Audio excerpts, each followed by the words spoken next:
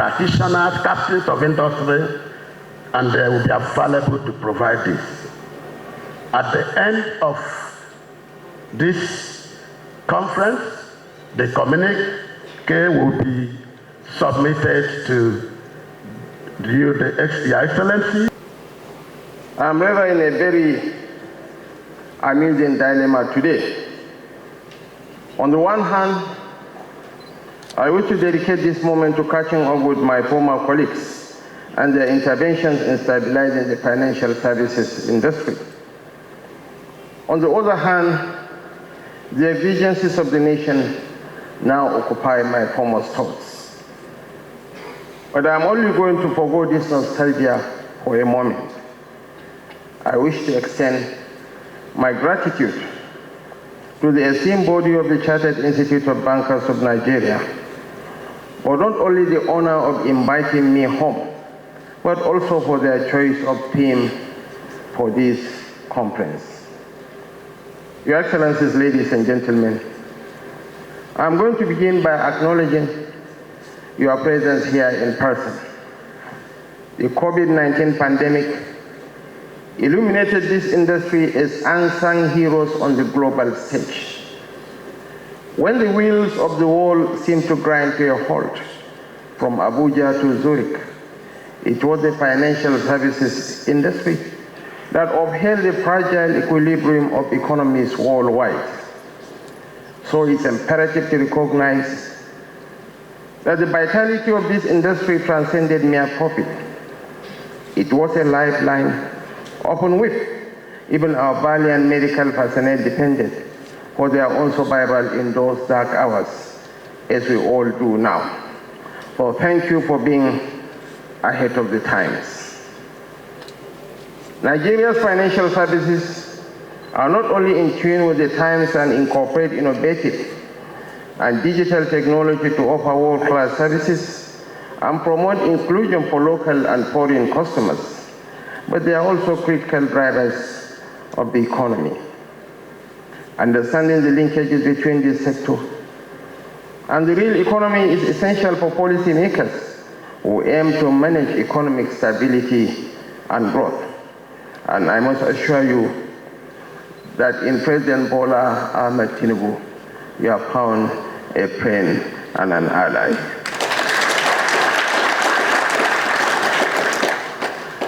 Our proposal now isn't to remain stuck in our traditional practices or partnering to promote agriculture or small businesses. Our proposal is also to utilize emerging and disruptive technologies to harness the financial services industry to cultivate a green, inclusive, and equitable economy. If we channel financial resources towards environmentally sustainable initiatives, we can mitigate the adverse effects of climate change and pave the way for a greener future and a safer country. So my dear friends and colleagues, we must come together to prioritize financial inclusion and equal opportunities within this framework to ensure that economic benefits are distributed fairly, disparities are eliminated, and social cohesion is fostered. The pandemic is enough inspiration for us to be steadfast in building a financial services system that can withstand unforeseen disruptions, safeguarding the financial well-being of individuals and communities. Ultimately, this proposal strives for sustained outcomes that not only benefit today's generation, but also leave a lasting legacy of prosperity and harmony for generations to come. Each of us here today is acutely aware of the economic realities we have inherited and the tough decisions taken to combat them. Yet, let us be clear. This is not a forum for finger pointing or dwelling on the woes of the moment.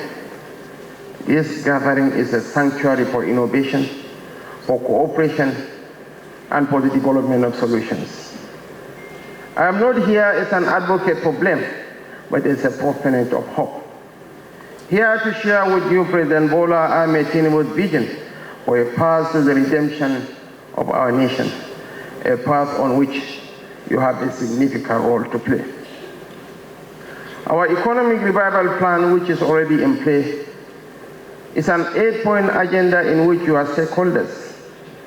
We have resolved to prioritize food security and ending poverty. We are prioritizing economic growth and job creation. We are prioritizing access to capital and improving security.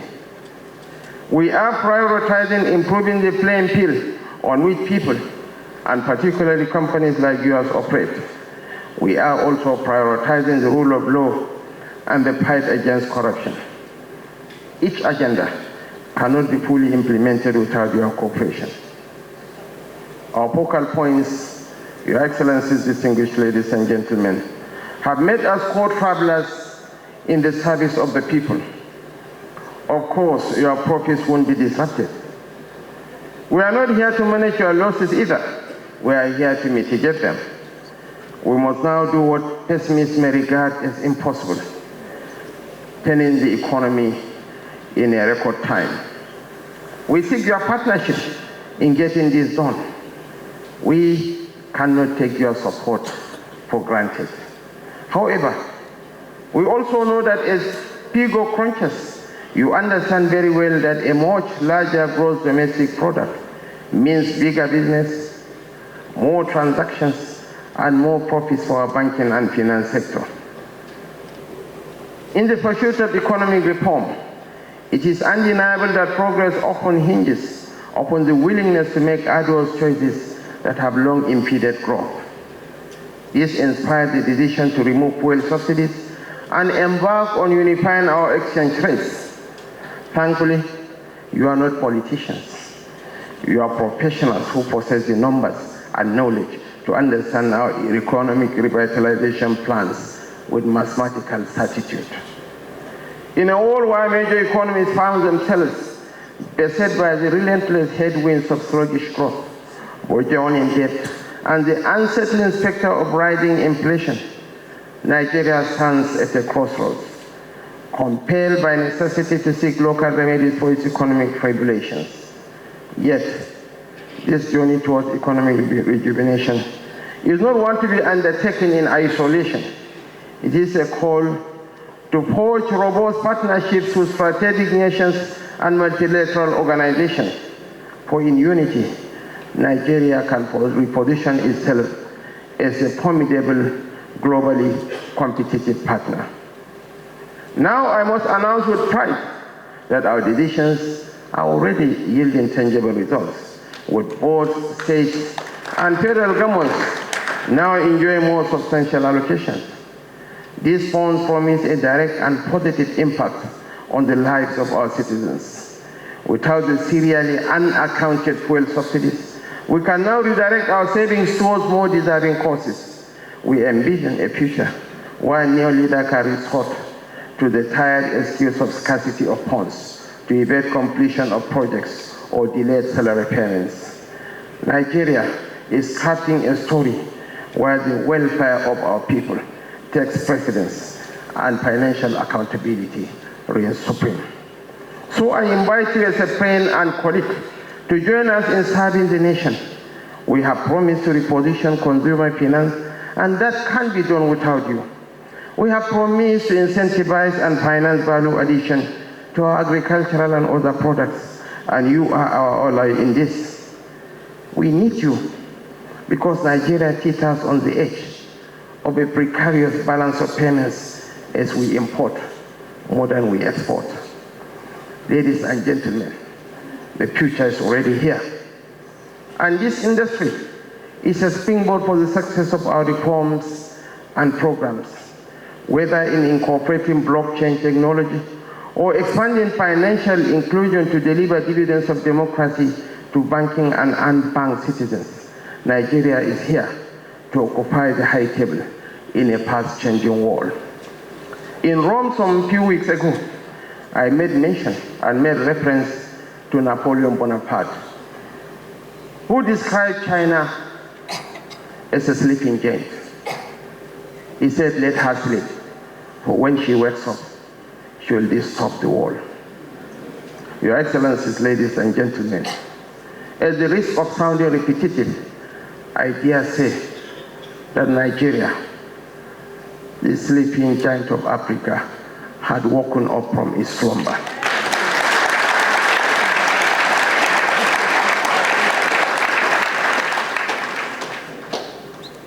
The trajectory of global growth is set in Africa, and Nigeria will make or mar that transition. 220 million black people. 1 out of every 4 black men is a Nigerian. When you see one along the streets of London, you don't need a soothsayer to tell you that this is a Nigerian. Your Excellencies, ladies and gentlemen, the president we have at the helm of affairs in this country now is a man of courage and conviction. He is determined to redefine the meaning and concept of modern leadership. He is determined to catapult the nation to a higher pedestal. For the sake of generations yet unborn, I beseech thee, you are the makers of modern Nigeria. I implore on thee, you are the promoters of modern Nigeria. I impress on thee, you are the developers of modern Nigeria, to come on board. The truth of the matter is that the pie is small, as rightly said by Mr. Shubham Chowdhury. We have to increase the size of the pie. Let's compare equals. Brazil has an annual budget of about $720 billion now, with a budget performance of nearly 90%, the highest we have ever reached as a nation is $35 billion. As I said, this is a great nation in chains. According to Quanteri, a global consultancy outfit, there will be a 65 million global talent deficit by 2035. Brazil, Russia, the United States will all suffer 6 million talent deficits. India will only have 1 million talent surplus. And Nigeria, 220 million people, projected to be the third most populous nation on earth by 2050. 75% of our population are below the age of 35. The potentials are there. It's the leadership that is missing. It's that drive, the concept of love, enunciated by my friend, Senator Osita Izunaso. That is what is lacking in our mix.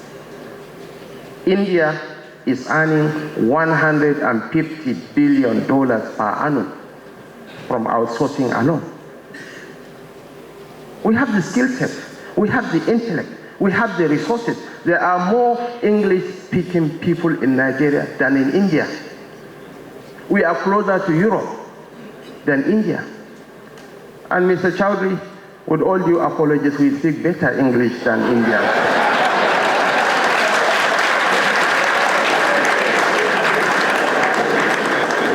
Your Excellencies, ladies and gentlemen, we are partnering with some banks to drive the digital process. I urge our Chief Executive seated here to make a buy-in.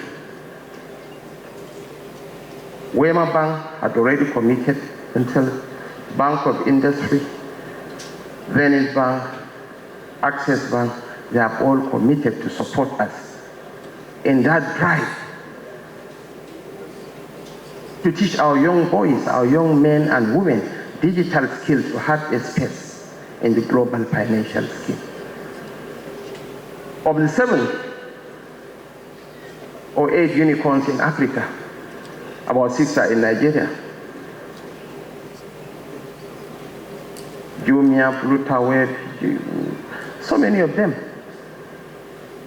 And the most capitalized bank in Nigeria, that is over 30 years old, the capitalization of Flutterwave is higher than that of the most capitalized bank in Nigeria. So the future, Your Excellencies, distinguished ladies and gentlemen, I can never have any greater platform than this to propound such ideas. So permit me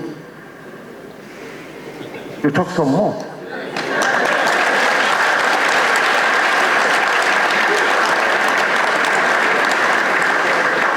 Mr. Shubham rightly talked about value addition.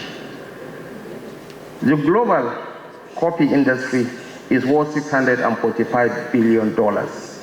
All the coffee producers of the world, from Colombia to Kenya to Indonesia to Rwanda, they are earning only $25 billion. It's in the value addition processes that people make money. It's in the value addition that Germany, that doesn't produce a single bean of coffee, is earning $65 billion per annum from coffee value addition. Talk is cheap. Let's walk the talk. We are open for business.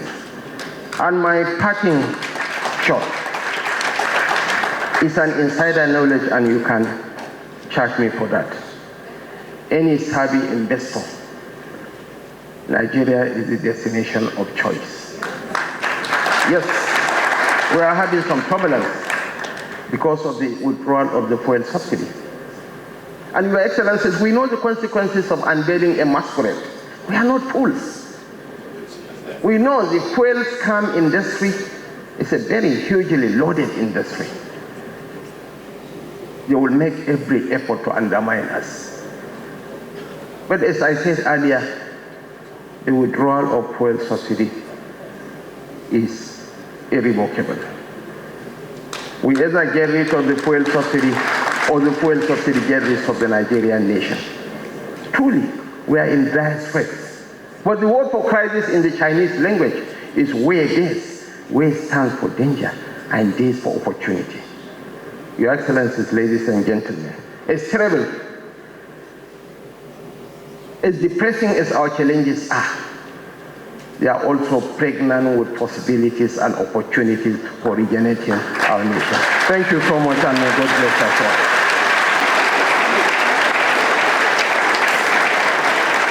all. Our VP, you've made this day a great day. Very inspiring. You can see the younger ones. I was sharing with you just this morning to say that over 15,000 people are watching from all over the world.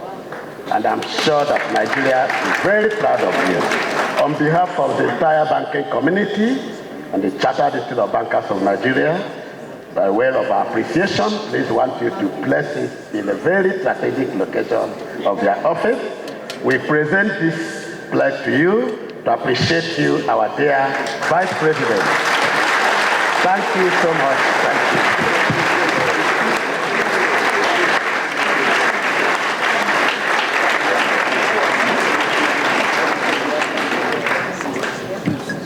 So nobody will go and say the unsmiling Vice President.